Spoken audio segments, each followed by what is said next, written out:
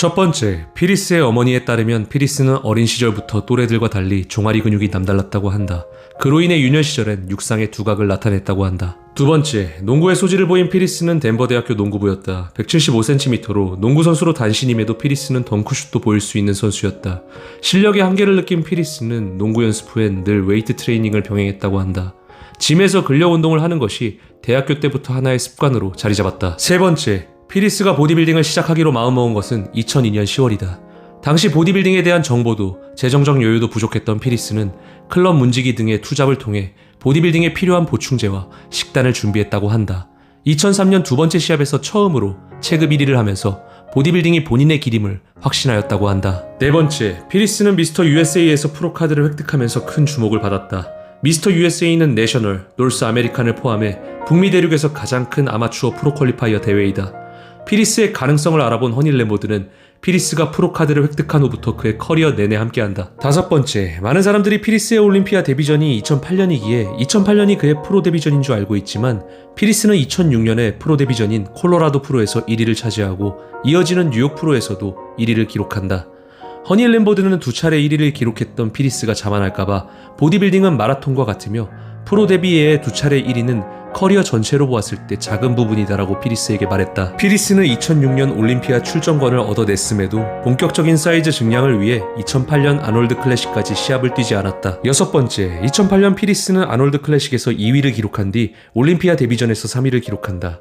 올림피아 데뷔전에서 3위를 기록했던 선수는 90년대 초 케빈 레브론과 플렉스 윌러 이후 20년 가까이 되는 기간 동안 없었다가 피리스가 처음이었다. 이후에는 2019년 하디 추판이 올림피아 데뷔전에서 3위를 기록한다. 일곱 번째, 피리스의 후면은 지금까지도 최고의 후면으로 인정받지만 피리스가 프로카드를 획득했던 당시와 프로 데뷔해에는 그의 약점이었다. 오픈 보디빌더들 중 좁은 쇄골을 타고났던 피리스이기에 등의 너비가 같은 체중의 선수들에 비해 많이 부족했다. 이후 피리스는 등의 두께와 볼륨으로 이를 완벽히 보완한다. 여덟 번째, 2008년 덱스터 잭슨에게 패하면서 은퇴를 고민한 제이 커틀러에게 피리스는 자신의 코치인 허니 램보드를 소개시켜준다. 허니 램보드는 제이 커틀러와 함께하면서 그를 다시 한번 올림피아 챔피언의 자리에 오르게 했으나 2009년 피리스는 2008년 3위보다 낮은 순위인 5위를 기록한다. 아홉 번째, 2010년 제이 커틀러에게 밀려 2위를 기록한 피리스는 제이 커틀러와 같은 넓은 체형을 상대하기 위해 기존에도 훌륭했던 어깨와 등 바깥쪽을 과하다 싶을 정도로 발전시켰다. 2011년 볼륨으로 넓이를 커버한 피리스는 마침내 제이 커틀러를 무너뜨린다. 허니 램보드는 2010년과 2011년간 올림피아 1, 2위 선수를 코칭한 코치이다. 하지만 1998년 탑3와 1999년 탑3를 코칭했던 체드 니클스의 벽은 깨지 못했다. 열 번째, 2014년은 피리스에게 최악의 해였다. 사전 심사 때부터 유난히 튀어나온 복부를 컨트롤하지 못한 피리스를 조롱하는 밈이 생긴 것인데 이는 1세대 보디빌딩 리뷰어 루이 마르코에 의해 생겨난 별명이다. 피리스는 당시를 회고하며 정말 많은 악플에 시달렸고 정신적으로 힘들었다고 한다. 그로 인해 이후 피리스는 올림피아가 다가옴에 따라 SNS를 완전히 하지 않는 방법을 도모했다. 또한 피리스는 SNS와 스마트폰의 발전과 함께 올림피아 챔피언의 자리에 올랐던 챔피언이다. 전례가 없던 스트레스 관리는 시합 준비에 더욱 압박을 가져다 주었다고 한다. 11번째, 피리스는 두 번의 허니아, 즉 탈장 수술을 진행했다. 허니아로 인해 피리스가 복부를 컨트롤하는 데 어려움을 겪었고 2017년 첫 번째 수술을 마쳤음에도 피리스는 2018년 또다시 복부 컨트롤 문제를 보여 숀 로든에게 챔피언의 자리를 내어준다.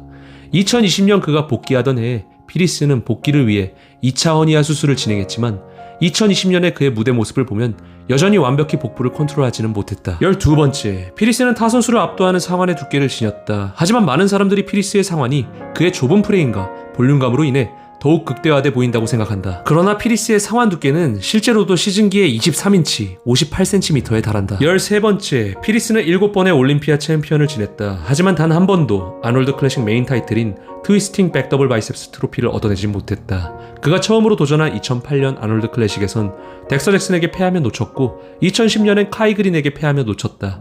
이후 올림피아 챔피언이 된 피리스는 올림피아에 집중하기 위해 3월에 열리는 아놀드 클래식 메인쇼에 나오지는 못했지만 2013년엔 올림피아 이후에 열린 아놀드 클래식 유로파에 출전해 우승하면서 메인쇼 트로피에 대한 한은 풀지 못했으나 유로파 타이틀인 우승컵을 얻어냈다. 마지막 제너레이션 아이언이라는 다큐멘터리가 흥행을 하면서 피리스에게 거만한 챔피언이라는 프레임이 씌워졌다. 하지만 엑스포에서 피리스를 만난 진짜 보디빌딩 팬들은 피리스가 정말 팬들에게 살갑게 대하며 겸손하고 진정으로 팬을 위하는 선수라고 회자한다. 지금까지 여러분이 모를 수도 있는 피리스에 관한 14가지 이야기를 말씀드렸습니다. 여러분의 구독이 채널 운영에 큰 힘이자 원동력입니다. 시청해주셔서 감사합니다.